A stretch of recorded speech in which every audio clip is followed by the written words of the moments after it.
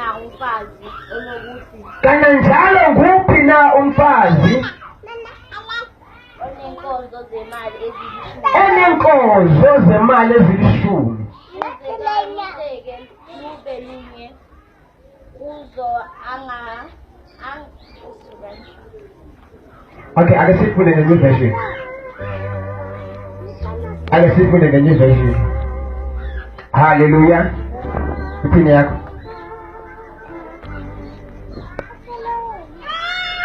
Oh, what woman has 10 silver coins? If she loses 1 coin, does not light a lamp. Yes. Sweep the house Achayele indlu and search carefully akhangelisise until she finds it. ade ayifumane.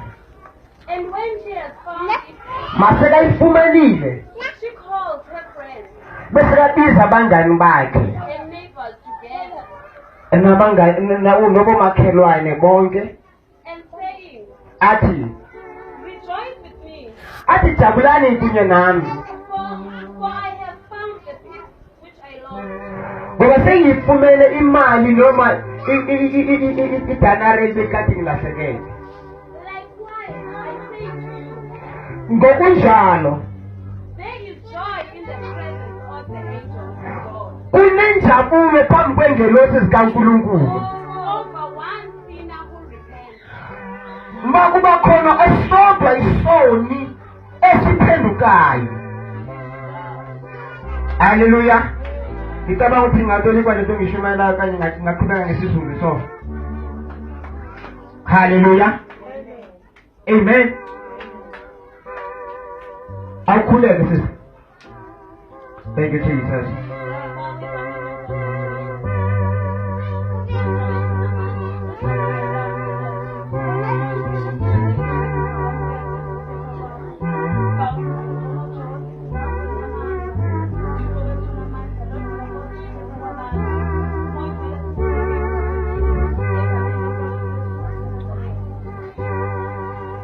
Hallelujah. Amen. Lana benza umzekelo bazalwane ngomuntu one 10 rand. Ngifuna ukukhuluma ngendlela yangu. Una malini? Une 10 rand engamaranda ayingaki? Ayi-10. Ithi ke manje njobe nama-rands ayi-10 bese kulahleka i-1 rand. Ithi akathi na aguqulule achayele alayite akhiphe impahla phandle akhuphe imethi phandle avuthulule athathe nengubo zivuthulule. Haleluya. Akhangele nebhokisi zakudala kuba lo muntu efuna i-1 rand because imali yakhe sayashota sekuyimali manje 9 rand. because imali leshotayo 1 rand. ayikhangele achayele ayenze njalo bese yayifumana bese yajabula. Haleluya. Bese kabiza abantu usathi sizojabula 10 rand 10 rand yamsehlangene. Haleluya. Hayibo makhe susibizelayo hibe ngilahlekelwe yimali. Ake siphuzele itiye nje siphuzele nje kuba angazi ke mina ixesha lokujabula ngoba khona abantu abaserious ababhizi too much abanalo ixesha lokuba ke bajabule because every victory should be celebrated. Hayi ngicela ukuthi peace nje lo ndawo because uyinenzi ukuthi khathale kakhulu empilweni ukuthi you never celebrate victories. You never calculate ukuthi uNkulunkulu usize kuphi. Amen.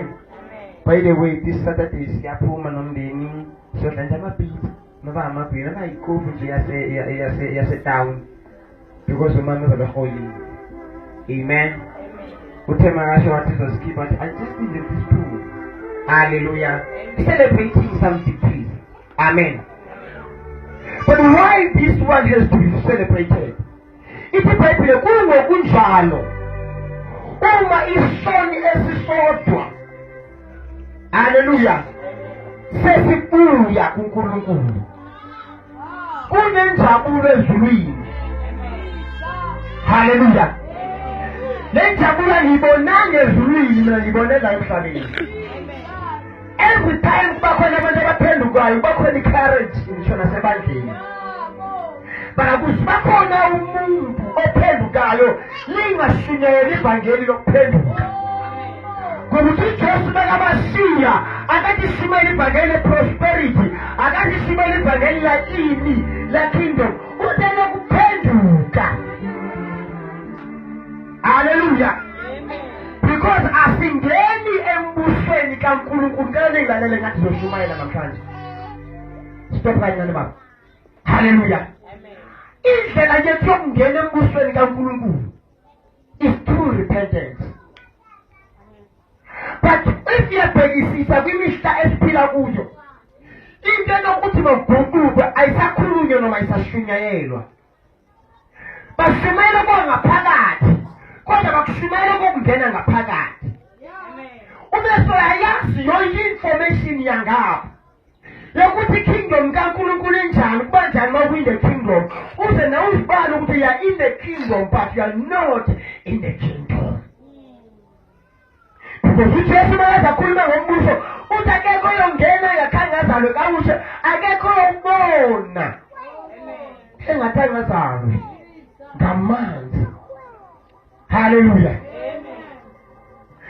Uthini ukuphenduka ke ngikhulume ngakho nje kancane.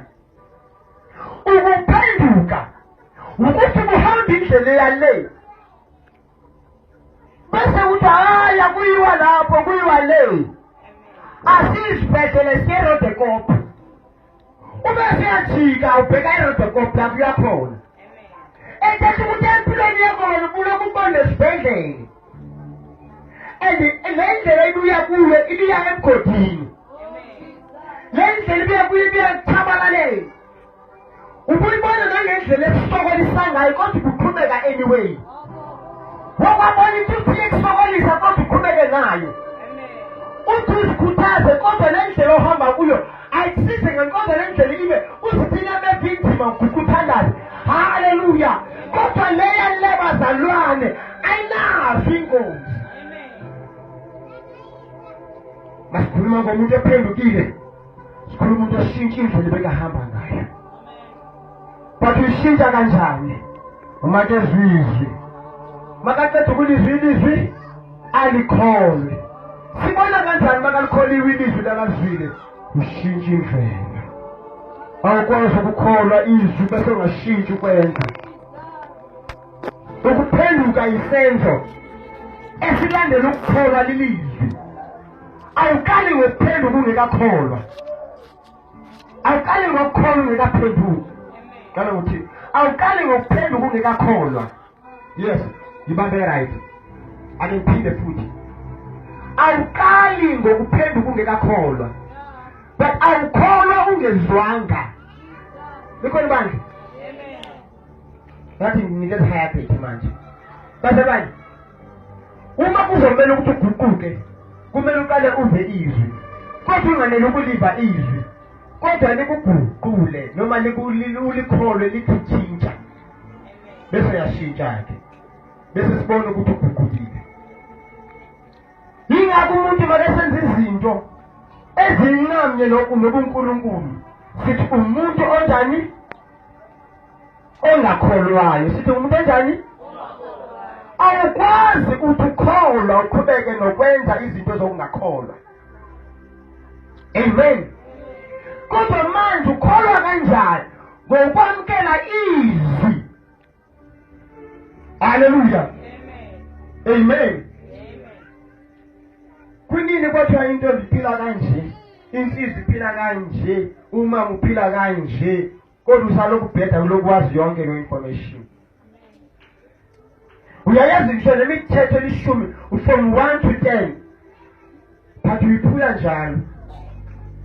But yazi nje kuyiphula lemithetho elishumi. Uloku uyazikhuthaza kodwa. Yalonto le. uNkulunkulu is not after you keeping imithetho elishumi. Can I please bantwana? ake ngilungise lento. uNkulunkulu akathembanga imithetho elishumi empilweni yakho, because soze uyigcine kwethembe izwi lakhe. Wonke ilizwi lakhe walikholwa, ungapha kokuyigcina imithetho elishumi. Awuyigcini kodwa ungaphi? Hallelujah. Uma ungalalela izwi lakho ukholwe kuKristu. Hallelujah. Amen. Yilapho injabulo kezulwini iba khona. Because masiqhubeka lokubala imithetho esiyigcinayo, sigcine sibe ngabazenzisi. Wayishumayela kanje nabazalwane, engathani ngizwa nje. Besasera ke sebenzisana ngezistaff nje esiso. Amen. Angichazeka ngithi. Ngiyafuna amen ke. Amen. Uma ugcina imithetho, ugcina uyinteni? Hallelujah. Asifani nabathina sithe irobho ezibheke ezansi, banahamba ngeke babheya baya nepenshe enkonzweni. Usuthathe ngaloo nto nje kukhombisa ukuthi wena usasengum. Because wena ukuthi ugcokile irobho ebheke ende kodwa ngapha ngasenhla udese yonke. Ubumehluko. Because wena ukukholwa kuwe ukugcina imithetho. Kanti ukukholwa ukwamkela izwi likaNkulunkulu, ubusilamkele uzokwenza more than imithetho. Silukusho kaNkulunkulu bese kethana wenze kona. Ithi iBhayibheli umuntu olizwayo umuntu ilizwi, umuntu oyalizwayo maqedana lenze. Bekuthini izwi lanamhlanje? Bekuthini izwi lanamhlanje? Ekuseni. Athina mazwe bethu washumayela manje. Hallelujah. Wakhohluza uzokwenzani? Masikhuluma ngokwenza izwi, ubuye ecaweni, bazalwana ke ninikeze ngendlela. Ubuye ecaweni, bashumayela izwi, ubese uphuma endlini, uphuma ecaweni, ufike endlini ulenze. Hallelujah. Then uzobona lukusebenzela. Angeke uzuphinde ufuna ungalenzi izwi kaNkulunkulu uma sesiqala likusebenzela. Hallelujah. Amen. Kithi ke bazalwane, kubalekile ukuthi thina sibambe izwi kaNkulunkulu noma sive izwi kaNkulunkulu. Kuyenzeka kwesinye isikhathi umuntu alive izwi kaNkulunkulu. Hallelujah. Kodwa angaliveli into. Ubona kanjani umuntu angaliveli into? Kuba ngasukulenza izwi kaNkulunkulu. Umuntu angaliveli izwi kaNkulunkulu uyalipostpone angalenzi manje. Amen. Kehlale phansi. Thank you Jesus. Athini? Angalenzi same time alipostpone. Hallelujah. Especially izwi eliphenduka. Abantu bayathanda ukulipostpone. Udevil ulekhala mawuva izwi eliphenduka noma elizokhipha enkingeni. Because waqala wenza lelo lizwi, he get loose of you, akasakwazi ukubamba. Ingakho you will always step you ngesikhathi na yonke imfundo ukuthi ungalizwi izwi kaNkulunkulu. Ingakho usongizwile izwi kaNkulunkulu, uthusile endlini ufike izinto ezibhedda because awukwazi uvala umlomo ubese yakhambisa liphume. Bokufunda ukuthula. Ihlale. Hallelujah. Amen. But lapho benkhona iphethe thina mase siphenduka sinjengani, sinjengerandi. Amen. kuNkulunkulu alifunisisayo. Sidlule ezintweni kwenzeka izinto empilweni yethu uJehova kwaloko kwathi nto afunana nathi. Hallelujah. Ubulaza uNkulunkulu esiporweni. Ingakho ngiyathi ngiyigusha Nkosi. Ngalahleka mangifunwe. Hallelujah. Ilokhu kesibuyisa ilizwi lakhe. Hallelujah. But because we are too busy, asinasikhathi sokuzwa lakhe. But the day ulizwa khona injabulo ezulwini. Why? Because yaphuma kula uso kaSathane. We are added into the kingdom of God. Why ungajatshulwe ezulwini masalwane?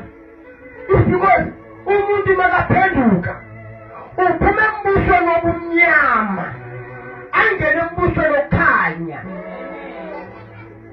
Kodwa uvele uphume ngapha ungene ngapha ungaphendukanga.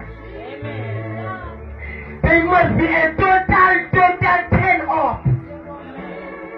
It does not come automatically. You don't wake up another day being a child of God. Awuvuki usindisiwe. Akuzanzeleleki. Akufiki isikhathi. Kodwa isikhathi sifika mawunquma. Ngoba soloko kwathi inhlo izwi kaNkulunkulu kudala walizwa. Kodwa uziva. Kodwa the day ulizwa is the day you repent. Is the day when injabulo ezulwini. It's the day usindiswa ngakhona. It's the day you become delivered. Kunenjabulo ezulwini. uNkulunkulu wenza konke baselwane.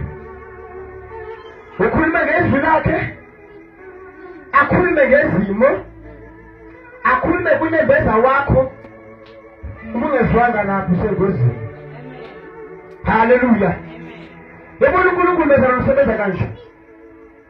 Ukhuluma kuwe umfundisi noma ngumshumayeli. Oro ngomuntu nje akuyazikhulumela ukuthi ubuye something kuwe. Ungamlalelanga yena uNkulunkulu akulande. Akhulume nawe unembeza wakho uyihlelele ugeza nje uyihlelele. Amen. Hallelujah. Ube kusikhipha. Hallelujah. Uphinde izibe lento.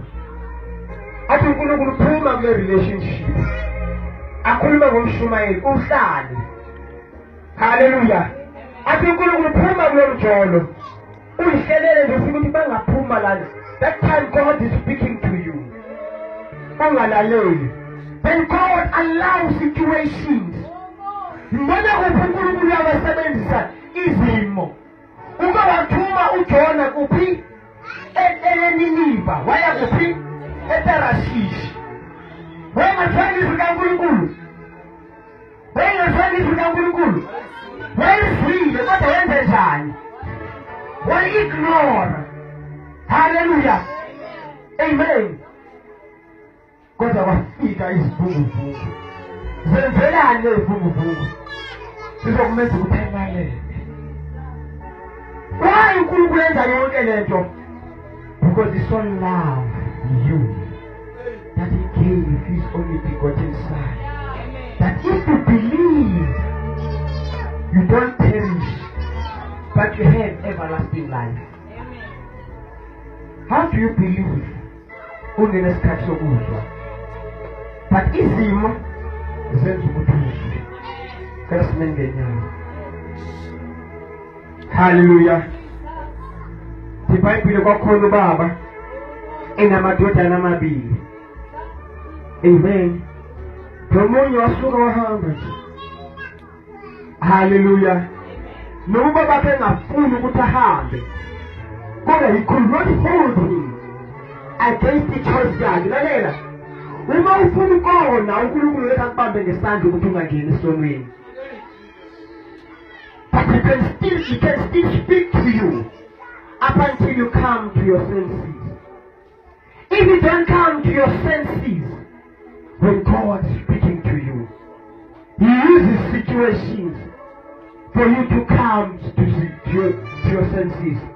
Tell uma ngabe uJona noma sekhona izivunguvungu wayengalelelanga kwakuyokwenzakalani babeyominza bonke. Hallelujah.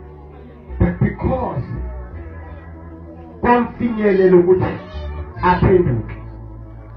Angazi why ngikhuluma kanje. Hallelujah. Indlela zakho azulungiswa ngabantu nangamagqira nangabesifundisi. Every time ubuyela kuNkulunkulu, angicela uvala amehlo, ngicela uyizwe uvale amehlo le. Every time ubuyela kuThixo, izinto zakho ziyalunga. Every time umshiya uThixo, izinto zakho ziyaphasalana. I am the witness in that. But you have to make a choice. Yokubuyela kuThixo. Nobizani. Kodwa uyifunga zinani ithi uJesu uma ungekazincama ukakangifanele. When you get to be a uNkulunkulu, it's not just an easy road, but you just have to come anyway, because it's where your life shall be recovered. Thank you, Jesus. Father, make us what others. Thank you, Jesus. If I live the holy life, shine the road into the light. I know the Lord will make a way for me, rose for me. If I live the holy light, shine the road into the light. I know the Lord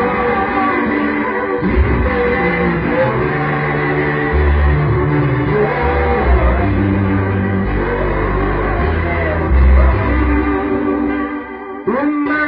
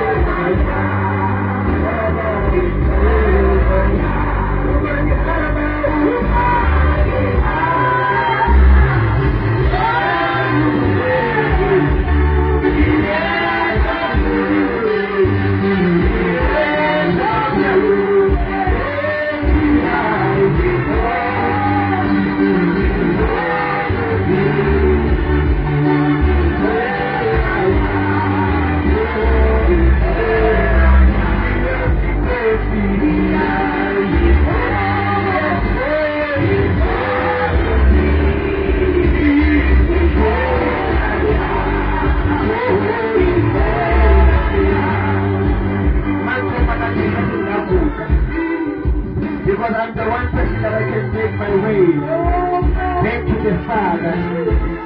You can do the right thing today. The right thing that you can do is to come back to the Father. The right thing you can do is to repent. The right thing you can do is to make a return. That God can make a way for you. For you. For you. For you. There's all this time.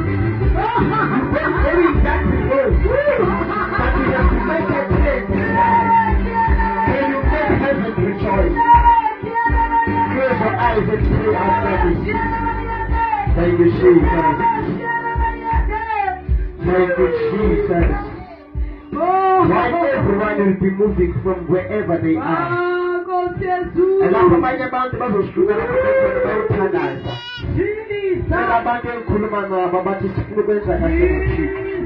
we want to do the right thing.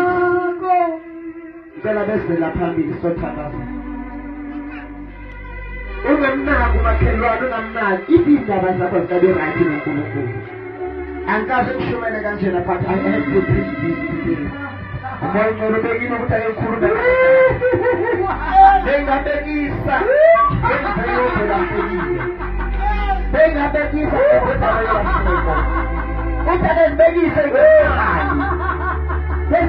that thing is not any value in your life.